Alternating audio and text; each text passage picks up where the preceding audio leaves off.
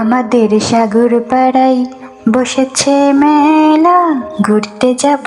আচ্ছা বলেন তো, মেলায় গেলে সব থেকে বেশি কি মনে পড়ে যায়? আমার তো মনে হয় আমাদের ছোটবেলার কথা। খুব ছোটবেলাতে আব্বু আর ভাইয়ার কাছে বায়না করতাম মেলায় যাব বলে। আমি যেহেতু রাজশাহীর মেয়ে, সেজন্য খুব ছোট থেকে এই মেলাটাতে আসি, কোনোবারই মিস যায় না। তো চলেন আমাদের রাজশাহীর ঐতিহ্যবাহী মেলা আপনাদের সাথে শেয়ার করি। প্রায় 100 বছর পুরনো রাজশাহীর ঐতিহ্যবাহী এই রথের মেলা হিন্দু সম্প্রদায়ের একটা উৎসবকে কেন্দ্র করে এই মেলাটি আয়োজিত হয়। এখনকার ডিজিটাল যুগে পুরনো দিনের ফিল নিতে হলে অবশ্যই একবার হলেও এই মেলাতে আসতে হবে। এই মেলায় আসলে ছোটবেলার ইমোশন গুলো আবার জেগে উঠবে, মনে হবে কিছু সময়ের জন্য আবার সেই ছোটবেলায় ফিরে যায়। আর মাটি দিয়ে তৈরি যে কোনো জিনিসই আমার কাছে একটু এক্সেপশনাল লাগে, খুবই ভালো লাগে। আর আমি যেহেতু চা লাভার, সো আমি চায়ের মগগুলোই একটু বেশি বেশি দেখছিলাম। আর এই মেলাটা পুরোনো দিনের মতো দেখতে হলেও দাম কিন্তু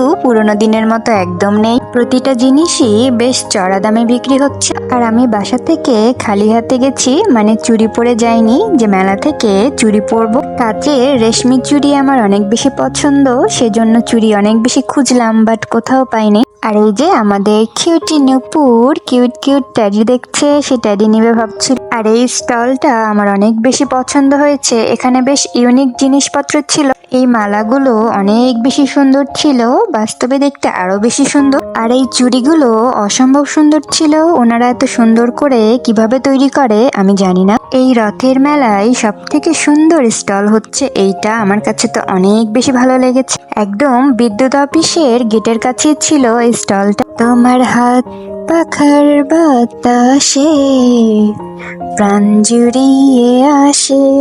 ছোটবেলা থেকেই রথের মেলায় গেলে আম্মুর জন্য অবশ্যই হাত পাখা নিয়ে আসি। আর এই ছোট ছোট ল্যাম্প গুলো অনেক বেশি কিউট ছিল, এবার মেলার বিশেষ আকর্ষণ। আর আমার বিশেষ আকর্ষণ ছিল এই মাটির কাপ পিরিচ গুলো, সেগুলোই নেওয়ার জন্য ট্রাই করছিলাম।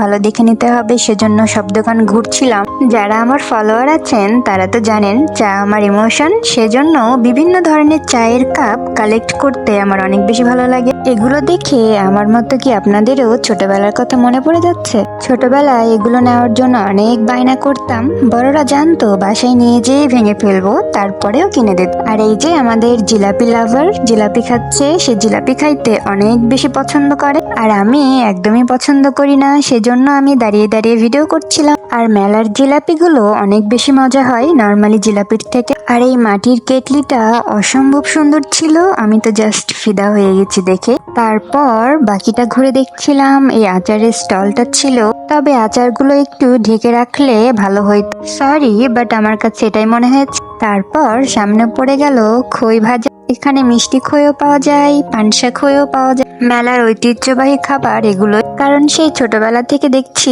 এই খাবারগুলো। যখন খুব ছোট ছিলাম তখন দেখতাম এই মেলাটা আলুপট্টিতে হইতো, মানে আলুপট্টির রাস্তাতে। সময়ের সাথে সাথে এগোতে এগোতে এখন এইটা সাগরপাড়া বটতলার মোড় জুড়ে হয়, মানে আলুপট্টি থেকে সাগরপাড়ার মোড় পর্যন্ত যে রাস্তাটা, সে রাস্তাই হয় এই মেলাটা। মেলার শেষের দিকে চলে এসেছি, আবার ব্যাক করব। আর এই লাইটগুলো অনেক বেশি সুন্দর, গতবার কিনেছিলাম, এখনো আছে আমার কাছে। আর এই যে রং বিরঙের পানের স্টল। আর আমি এখানে কাচের চুড়ি খুঁজছিলাম, এই চুড়িগুলো অনেক সুন্দর, বাট আমার কাচের চুড়ি অনেক বেশি পছন্দ।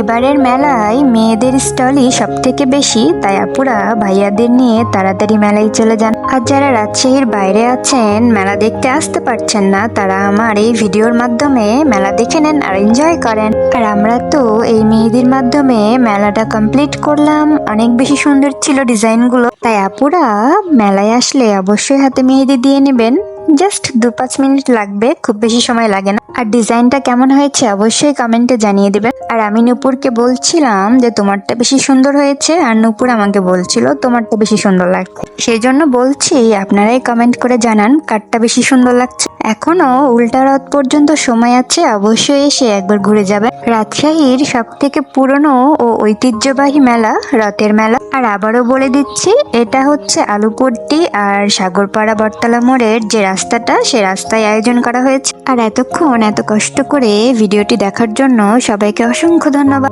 সবাই অনেক বেশি ভালো থাকবেন, নিজের খেয়াল রাখবেন। আমি আবারও চলে আসবো নতুন একটি ভ্লগ নিয়ে। আল্লাহ হাফেজ।